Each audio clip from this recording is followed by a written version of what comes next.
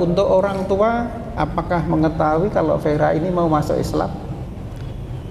Untuk orang tua kebetulan sudah meninggal. Dua-duanya? Baik. Palingan keluarga. Keluarga. Ada yang tahu kalau Vera mau masuk Islam? Ada. Soalnya pernah ngomongin terus. Mereka tidak keberatan kan? Ya. Awalnya. Ayo semangat. Kembali ada seorang calon mu'alaf, calon saudara kita dalam iman, yaitu saudari Stefani, panggilannya Vera, namanya panjang, Aquifera, Stefani Aquifera ya kalau nggak salah ya. Ini seorang apoteker yang lulusan dari Ubaya, nanti diceritakan sendiri, mempunyai keinginan untuk menjadi saudara kita dalam iman. Alhamdulillah tanpa paksaan ya, tanpa paksaan. Kira-kira 10 hari yang lalu juga ada seorang mu'allafah yang bersyahadat di rumah saya, juga bapak-bapak ini timnya. Kemudian hari Selasa malam kemarin juga seorang mu'allafah juga, dan hari ini menyusul saudari Vera ya, seorang apoteker yang sudah matang dalam bidangnya. Nanti biar diceritakan sedikit. Kemudian di sebelah kanan saya ini memperkenalkan diri Bapak Ipung Atria. Kemudian sebelah kiri saya ini seorang dokter, Dr. Anwar Lutfi, spesialis kristologi. Beliau ini adalah dokter naiknya Indonesia, ahli di bidang kristologi, seorang dokter. Nah, yang Selasa malam beliau yang mensyahadatkan, yang hari Ahad sebelumnya itu Ustadz Masud, juga seorang kristolog handal yang juga sampai ke luar negeri untuk masalah-masalah yang sama. Baik Bapak Ibu sekalian, marilah segera kita akan mulai. Untuk itu kita harapkan Mbak Vera untuk memperkenalkan diri. Silahkan mic-nya dipegang, memperkenalkan diri, nama dan seterusnya, dan tidak lupa tolong disebutkan kenapa ada keinginan untuk menjadi seorang muslimah, motivasi apa yang menjadikan itu, kemudian mungkin menceritakan riwayat spiritual, apakah memang sejak kecil dari non muslim, apakah pernah pindah-pindah agama, apakah juga pernah menjadi seorang muslimah. Silahkan disampaikan. Terima kasih. Yang pertama, Assalamualaikum. Nama saya Stefani Aquifera Sianto, biasa panggilannya itu Vera.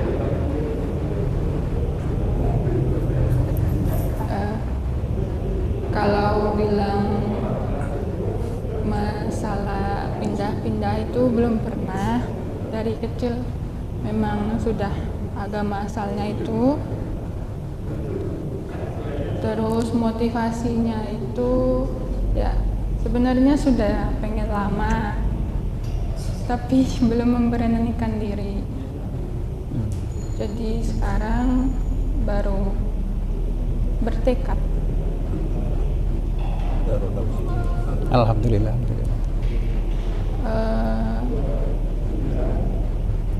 Asal saya sebenarnya bukan dari Surabaya. Asal saya dari NTT, Sumba. Terus lanjut kuliah di Surabaya dan bekerja di Surabaya juga sekarang. Mengenal Islam sudah berapa lama? Kalau mau kenal, di lingkungan saya juga, tempat tinggal saya tuh sudah dekat masjid juga. Di NTT sana dekat Iya, masjid? ada. Oke, ya. Jadi sering lihat sholat Jumat, pulangnya selalu ramai depan rumah. Baik, baik. Terus keluarga juga dari pihak mama ada juga yang muslim. Baik, dari pihak mama ada yang muslim. Kalau dari pihak papa? Nggak ada. Nggak ada ya. Baik. Kemudian di SMP, di SMA aktif di kegiatan keagamaan? Enggak juga, cuma Nggak juga. sekolah di khusus Katolik semua. Oh iya, iya. Baik. Terus kira-kira yang membuat semakin dekat dengan Islam itu waktu di Surabaya ini? Iya. Di Surabaya, apakah dari teman ataukah browsing di YouTube misalnya? Sebenarnya karena sering lihat keluarga dari kecil kan sering main ke rumahnya juga. Cuma kan kita kan paling cuma melihat, nggak bisa mengikuti. Terus waktu kuliah itu ya kebanyakan temen juga ada yang muslim. Terus waktu kerja juga banyakan muslim. Terus kayak bertekad sudah sekarang kayak gitu.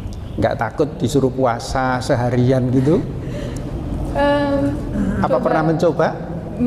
Puasa kalau sampai full tidak. Tapi kalau ada tekad pasti bisa. Baik, baik. Pernah ada diskusi atau perdebatan tentang akidah, tentang Islam atau tentang yang lain? Perdebatan tidak, cuma paling tanya-tanya saja. Terus ya dijelaskan. Ke teman, Ke teman-teman biasanya. Oke. Atau tanya ke Umi biasa juga. Beberapa Baik. kali nanya. Iya. Untuk orang tua, apakah mengetahui kalau Vera ini mau masuk Islam? Untuk orang tua kebetulan sudah meninggal. Dua-duanya? Baik. Palingan keluarga. Keluarga. Ada berapa kakak, berapa adik? Adik 1, kakak 1. Ada yang tahu kalau Vera mau masuk Islam? Ada. Soalnya pernah ngomongin terus Mereka tidak keberatan kan? Ya. awalnya Ayo, semangat, tidak apa-apa. Awalnya keberatan ya. Awalnya keberatan, terus akhirnya tidak keberatan juga. ya mau bilang jawab iya juga enggak, tapi jawabannya terserah. Oh, terserah, baik. Ya. Tapi tahu ya kalau gitu. Baik, silahkan Pak Dr. Anwar. Assalamualaikum warahmatullahi wabarakatuh. Siang ini di Masjid Assalam kita akan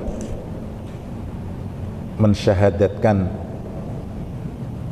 seorang wanita yang awalnya beragama Katolik, kelahiran Mataram 20 September 1996 ya, dari keluarga juga Katolik, profesinya apoteker ya. Alhamdulillah Mbak Stefani Aquifera Seanto, ini namanya cukup panjang ya. Jadi dalam pencarian kebenaran selama ini dan mantap pencariannya, insya Allah akan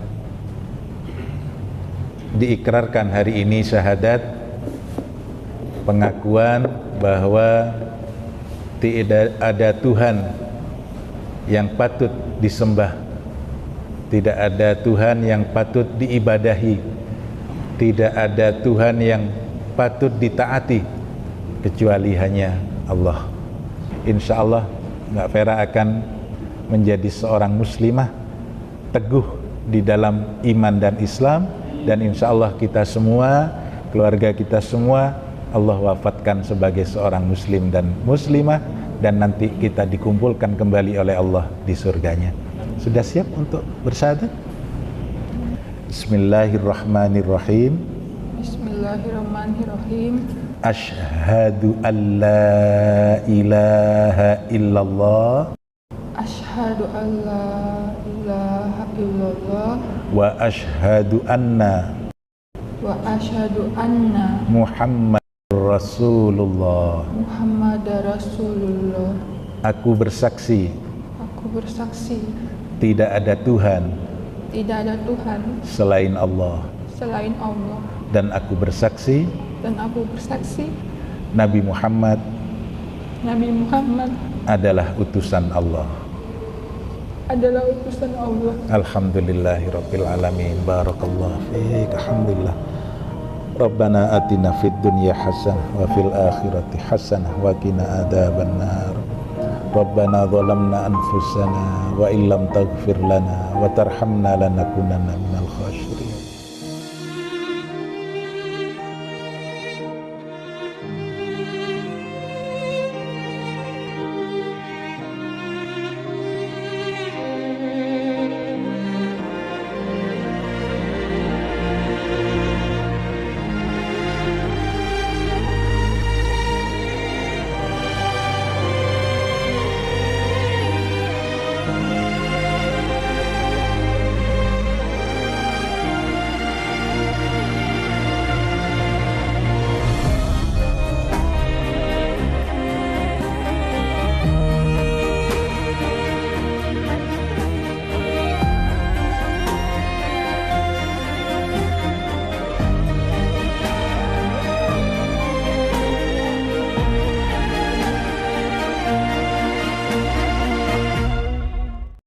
Alhamdulillah Mbak Vera, alhamdulillah Ibu siang ini sudah resmi ya, memenuhi salah satu syarat, salah satu rukun untuk menjadi seorang muslim. Jadi dengan mengikrarkan 2 kalimat syahadat. 2 kalimat syahadat ini mengikat diri Ibu untuk melaksanakan rukun-rukun yang lain ya. Setelah bersyahadat ini harus segera dilanjutkan dengan sholat. Jadi sholat wajib ada 5 waktu ya. Ada sholat subuh sudah siap ya. Kalau dulu mungkin bisa kita bangun siang-siang bisa ya. Sekarang 3:30 sudah harus siap-siap. Karena sekarang waktu subuh jam 4:02 sudah adzan subuh. Okay. Jadi ada waktu subuh 2 rakaat, ada sholat duhur, jadi siang hari jam 11:30, okay. Ketika matahari tergelincir sedikit, itu 4 rakaat. Kemudian sholat asar juga 4 rakaat, kemudian sholat maghrib 3 rakaat, dan sholat isya 2 rakaat. 4 rakaat, sholat isya 4 rakaat ya, kecuali penjenengan dalam perjalanan musafir. Jadi bisa yang 4 rakaat diringkas menjadi 2 rakaat. Kemudian setelah itu kewajiban berikutnya adalah membayar zakat. Ya. Insya Allah biasanya kalau sebagai seorang karyawati ketika kita gajian sudah ada zakat profesi 2,5%, nggih. Alhamdulillah, mudah-mudahan setidaknya kita sudah membayar zakat melalui pendapatan kita. Yang keempat adalah puasa di bulan Ramadan. Ya, insya Allah panjenengan nanti akan siap berlatih untuk melaksanakan ibadah puasa mulai dari terbitnya fajar sampai dengan tenggelamnya matahari, datangnya waktu maghrib. Nggak lama kok, nggak sampai 40 hari ya, hanya 29 atau 30 hari. Dan terakhir, ketika sudah sangat mampu, sudah punya kemampuan untuk melaksanakan rukun Islam yang kelima, yaitu melaksanakan ibadah haji ya. Insya Allah semuanya akan Allah mampukan.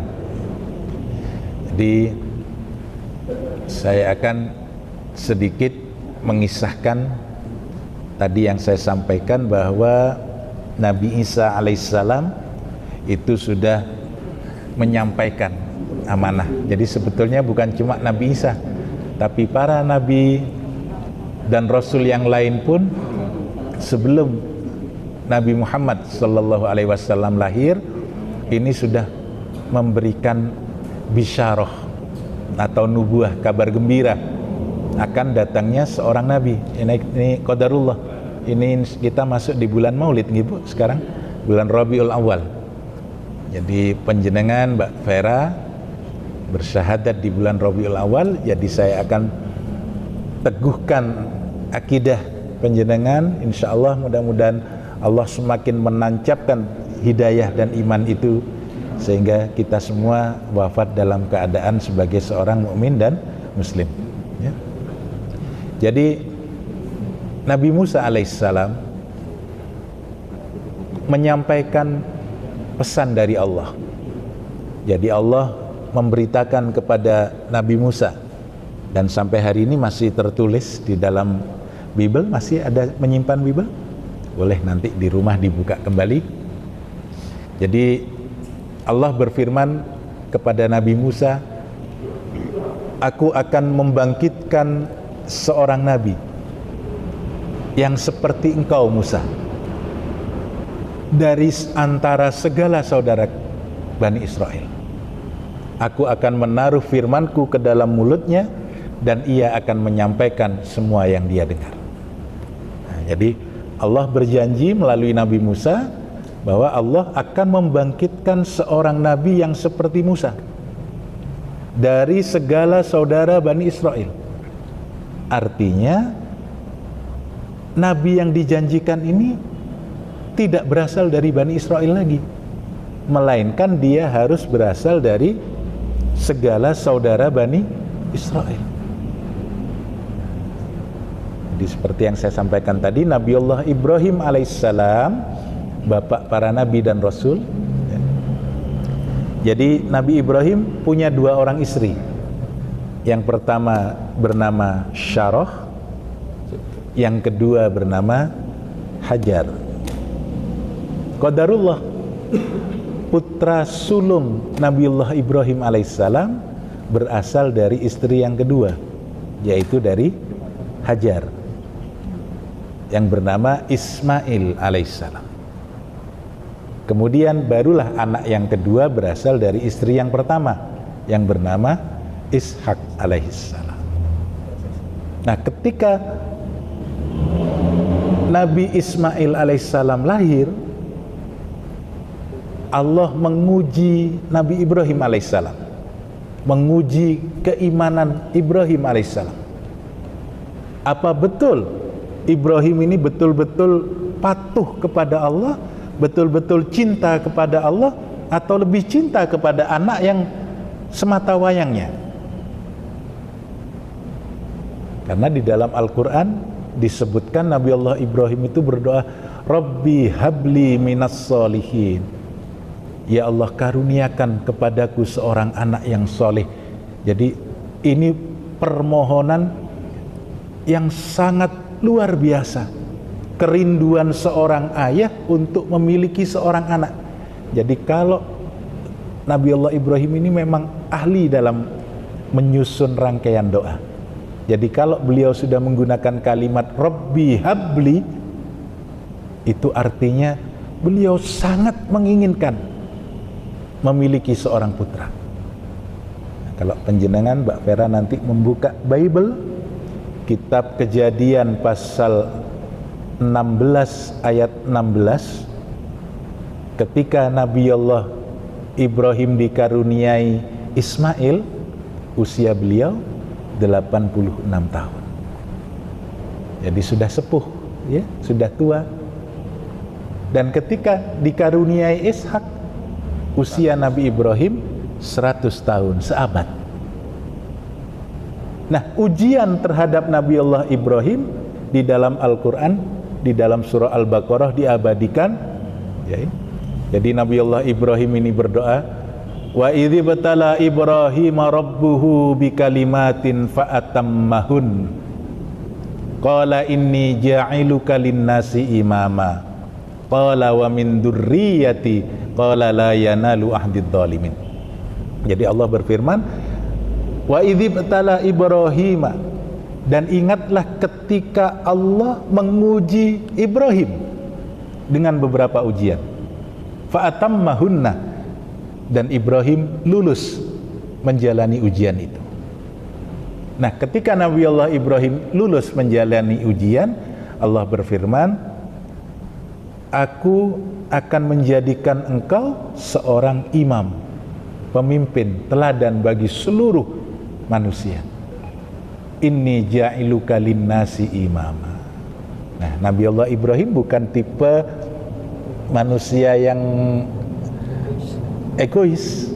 Beliau malah bertanya kepada Allah, kalau aku engkau jadikan imam, aku engkau jadikan teladan bagi seluruh umat manusia, wa min dzurriyyati, bagaimana dengan anak keturunanku ya Allah?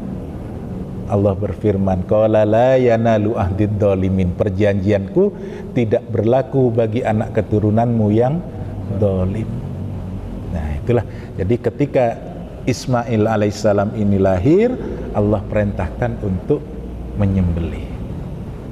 Digambarkan oleh Allah, Nabi Allah Ibrahim berdoa, Rabbi habli minas solihin, ya Allah karuniai aku seorang anak yang saleh.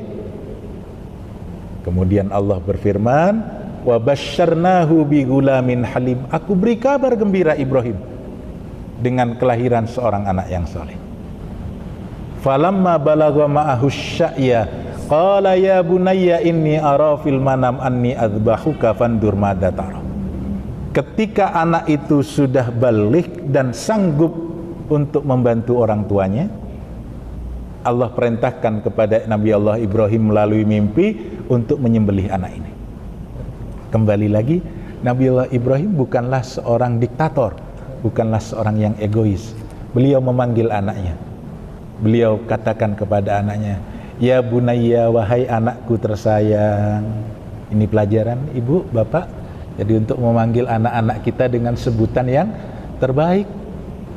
Kadang-kadang kan kita ini paling suka, kalau istilah sekarang ini perundungan ya. Le, pesek, karena anaknya pesek. Ireng, ya. Jeliteng, ya. Tidak boleh itu. Nabi Allah Ibrahim memberikan contoh. Ya bunayya, wahai anakku tersayang, inni ara fil manam anni adzbahuka. Bapak melihat dalam mimpi bapak, ingat mimpi seorang nabi dan rasul itu hakikatnya adalah wahyu dari Allah. Aku diperintahkan menyembelihmu nak. Fandur madza tara, coba berikan pendapatmu nak tentang apa yang bapak lihat itu. Si anak menjawab, qala ya abatif alma tu'mar satajiduni insyaallah minas sabirin. Wahai bapakku tersayang, inilah kalau anak sudah dididik dengan nilai-nilai tauhid, akidah yang kuat, ketaatan yang patuh, yang utuh kepada Allah. Si anak menjawab, wahai bapakku tersayang, laksanakan apa yang Allah perintahkan. Niscaya bapak akan mendapati aku sebagai anak yang sabar. Tapi kalau anak tidak ditanam akidahnya, bu, orang tuanya ngomong seperti ini, bapak mimpi nak menyembelihmu, bagaimana pendapatmu? Si anak akan menjawab, hukum alam, reboisasi itu hutan, yang tua ditebang, yang muda ditanam. Bapak aja dulu yang dipotong, yang disembelih. Tapi anak itu menjawab, ya abatif alma tu'mar satajiduni insyaallah minas sabirin. Siapa anak ini? Dialah Ismail alaihissalam. Kalau di dalam Bible Mbak Vera dulu, kitab Kejadian pasal 22 ayat 2, yang disembelih bukan Ismail tapi Ishak. Masih ingat ya? Ingat. Kitab Kejadian pasal 22 ayat yang kedua, take your son, your only son Isaac. Ambillah anakmu yang tunggal, satu-satunya anak laki-laki yang kau miliki. Itu perintah Allah. Kemudian ditambahi yaitu Ishak. Bawalah dia ke tanah Moria dan persembahkan dia di atas satu gunung yang akan aku tunjukkan kepadamu kelak. Nah, kata Ishak di situ sisipan, Mbak Vera. Alhamdulillah, Allah sudah memberikan hidayah melalui berbagai macam cara, ya, dan Mbak Vera sudah menangkap hidayah Allah itu semakin kuat, semakin mengkristal, dan hari ini Mbak Vera sudah bertekad, bismillah, hari ini saya akan menjadi seorang muslimah, ya. Dan seorang muslim pedomannya adalah Al-Quran. Al-Quran itu nahnu nazzalna dzikra wa inna lahu lahafidun. Aku yang menurunkan, kata Allah, dan aku yang akan menjaganya.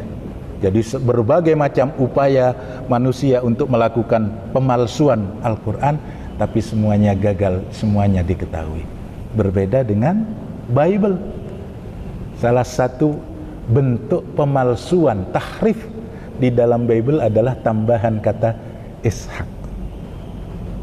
Di dalam kitab Kejadian pasal 22 ayat 2. Kenapa kok mereka menambahkan Ishak?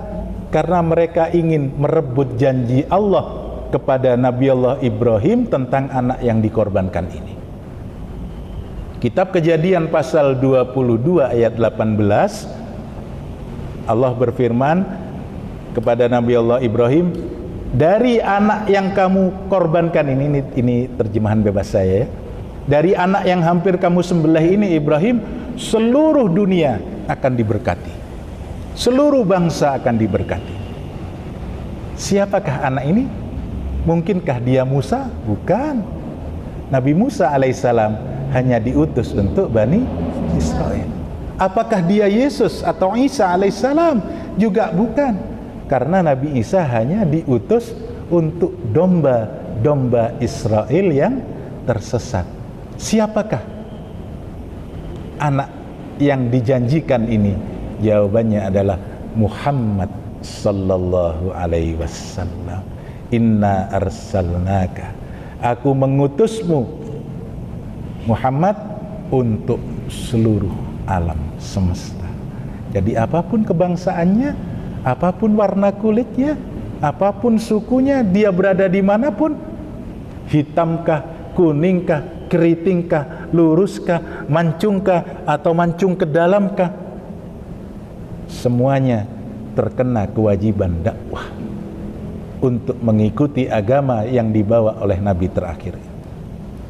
Kalau dia menolak untuk mengikuti Nabi Muhammad sallallahu alaihi wasallam, ancaman yang disampaikan oleh Rasulullah, walladzi nafsi biyadihi la yasma'u bi rajulan min hadhil ummah yahudiyan aw nasraniyan summa la yu'minu bi illa dakhalanna.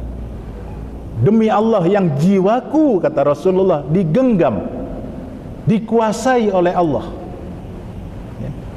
Artinya hidup dan mati Rasulullah Muhammad sallallahu alaihi wasallam sepenuhnya berada di tangan Allah.